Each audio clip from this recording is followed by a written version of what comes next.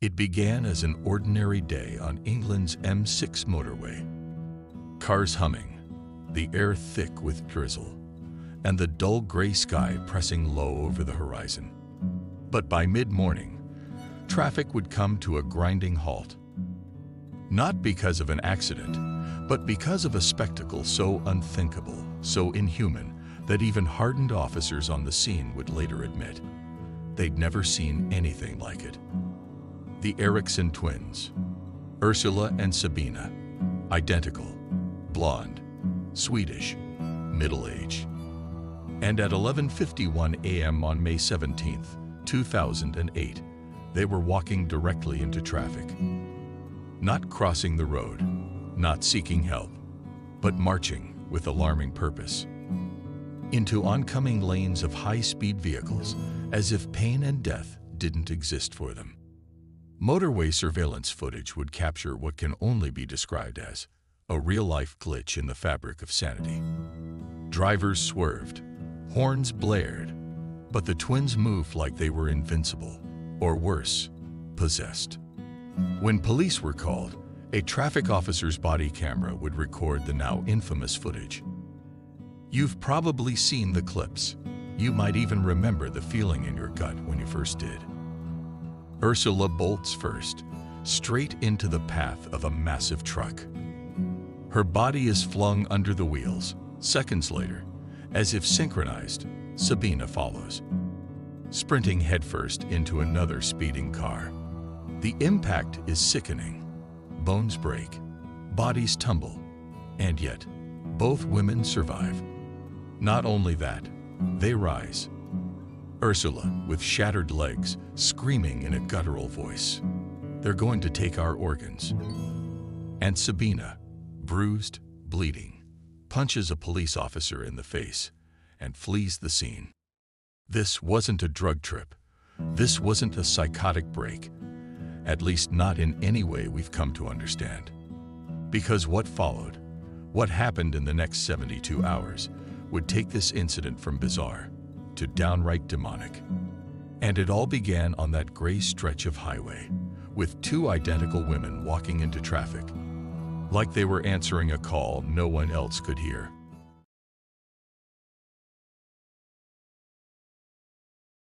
When Sabina Eriksson sprinted away from the crash site, she wasn't just fleeing from authorities. She was fleeing from something else, something we still don't have a name for. Police officers had barely managed to restrain Ursula, who lay screaming on the asphalt with crushed legs, still trying to fight. Meanwhile, Sabina, despite suffering injuries that would drop most people, stood up and ran across the motorway embankment like a woman possessed. Witnesses reported she was mumbling to herself. Others said she was smiling. One officer later described her eyes as void of reason. She would disappear into the nearby village of Fenton, a quaint English neighborhood nestled between industrial estates and quiet roads. There, Sabina was captured by multiple security cameras, barefoot, bruised, confused, knocking on doors and asking for help. Her behavior was erratic, like someone trapped between two worlds. One moment kind and apologetic, the next paranoid and evasive. She encountered two locals, Glenn Hollinshed, a kind-hearted man who offered her shelter, and his friend Peter. Sabina, grateful but distant, said she was looking for her sister, who had been taken to the hospital. She wouldn't stop glancing at the windows, whispering, "They're watching us. You can't smoke, it might be poisoned." Glenn, a 54-year-old self-employed welder, chalked it up to trauma. Maybe drugs, maybe fear, but he didn't feel threatened. Not yet. That night, she stayed at Glenn's house. The next morning, something changed. Sabina, seemingly calmer, offered Glenn and Peter some cigarettes. Peter later recounted how she snatched them away, accusing them of being tainted, before laughing it off. A joke or another warning? It would be the last time Peter saw Glenn alive, because just hours later, in broad daylight, Sabina Eriksson pulled a kitchen knife from her coat and stabbed Glenn 5 times, right outside his own home. Neighbors watched in horror as the man stumbled into the street, gasping, "She stabbed me." And Sabina, she fled again, this time with a hammer in her hand, reportedly striking herself in the head with it. Over and over as she ran. A motorist tried to stop her, only to be attacked with a roofing tile she pulled from her pocket. It took 6 people to finally restrain her, foaming at the mouth, eyes wild, babbling incoherently. And once again, she survived. But Glenn didn't. One sister in the hospital, the other in custody for murder. And no one, not the media, not law enforcement, not even psychiatric experts, could explain what triggered the madness. Not yet. Because the story wasn't over.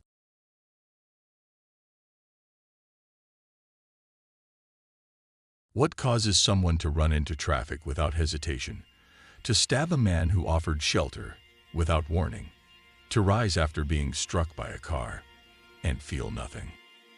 To understand the Eriksson twins, we must rewind, not just to the day of the incident, but to the beginning of their bond, and perhaps their unraveling. Ursula and Sabina Eriksson were born in Sweden in 1967. Identical twins, described as normal, quiet, unremarkable. But those who study twins, particularly identical ones, often speak of a deeper connection, one that goes beyond science, a shared rhythm of thoughts, a mirrored heartbeat. What one feels, the other often knows. As children, there were no known signs of trauma or abuse, but strangely, the two had a habit of separating, then suddenly reuniting. Sometimes after years apart, always during periods of emotional turbulence, always reconnecting, as if drawn by an invisible force. By 2008, Ursula was living in the United States, Sabina in Ireland, with her husband and 2 children. And yet, without warning or explanation, Ursula flew across the ocean to visit her sister. What happened in the days that followed is still shrouded in mystery. What we do know is this. Hours before the motorway incident, the twins boarded a National Express bus from Liverpool to London. Witnesses described them as nervous, clutching bags tightly, whispering to one another, refusing to let the driver touch their luggage. Eventually, the bus was stopped by the driver at a service station. Concerned, he called the police. But when officers arrived, the twins appeared calm, even charming. They were allowed to leave. 2 hours later, they were on the M6, walking into traffic. Why? Some speculate a sudden onset of shared psychosis, a rare condition known as folie à deux, in which a delusional belief is transmitted from one individual to another. In this theory, one sister, likely Ursula, was the dominant psychotic influence. Sabina, more vulnerable, absorbed the paranoia and hallucinations.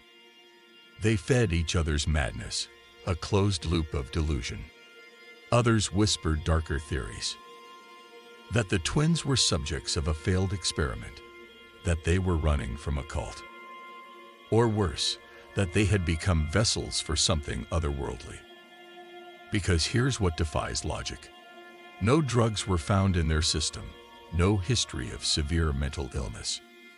And yet both displayed behavior that not only bordered on the supernatural, but mimicked each other perfectly. Same timing, same language, same fear. Some even believe their encounter triggered a temporary merge, a psychic collapse where both consciousnesses collided, fracturing reality itself. They're going to take our organs. Don't smoke, it's poisoned. We're not safe here. Were these the ravings of fractured minds, or coded warnings from 2 souls who had seen something no one else could?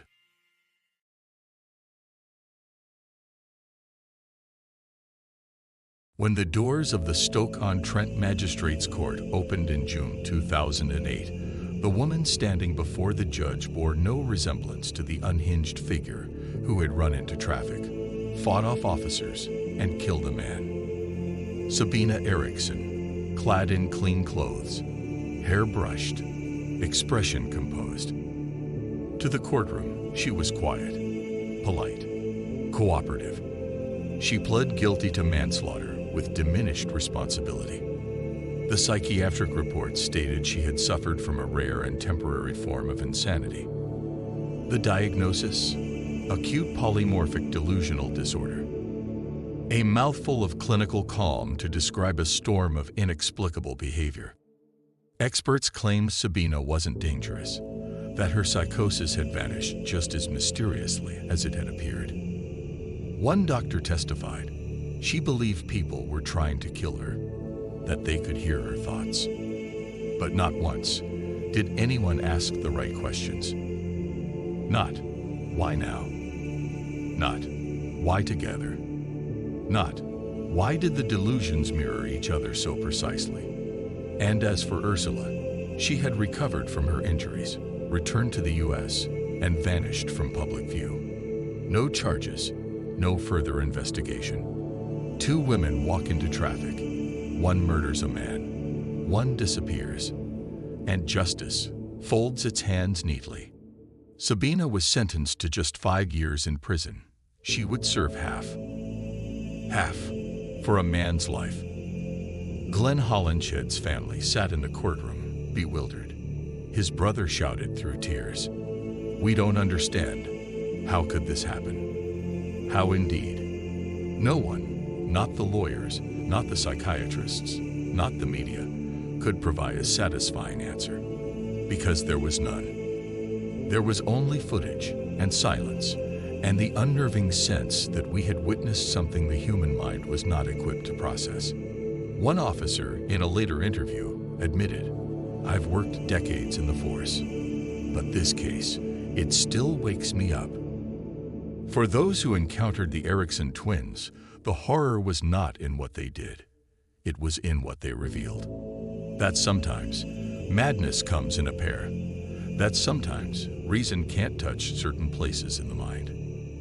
And most haunting of all, that a person can be perfectly sane one day and possessed the next.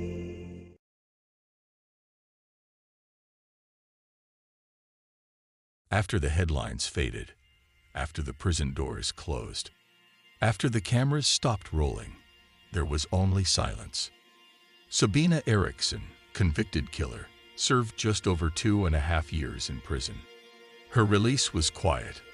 No media coverage. No public interviews. No known attempts to reconnect with her family.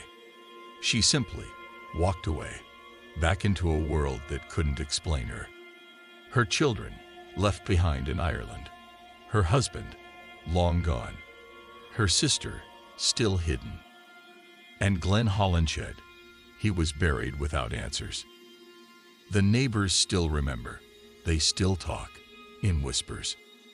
Some say they still see her sometimes, Sabina, in nearby towns. Always alone. Always walking. Never staying long.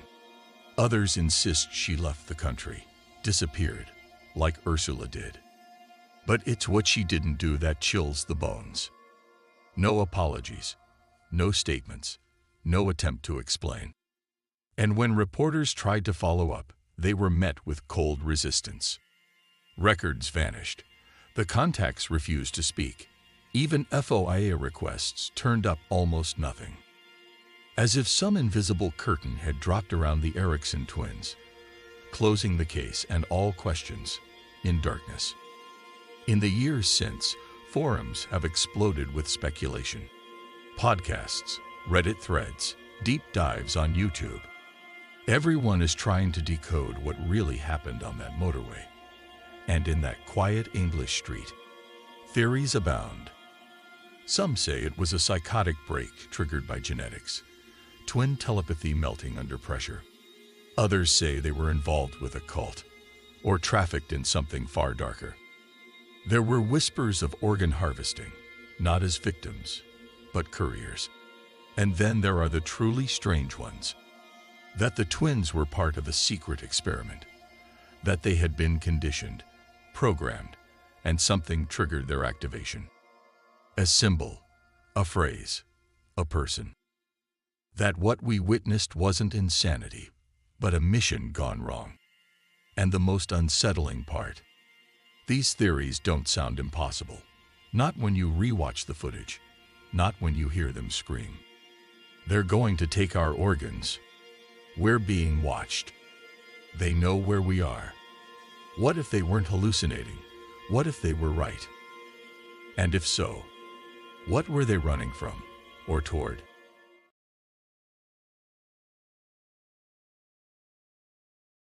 They say the eyes are the window to the soul. But what if you look into someone's eyes and find nothing looking back? The Eriksson Twins Incident is over. On paper, there were no further crimes. No follow-up interviews, no books, no official documentaries.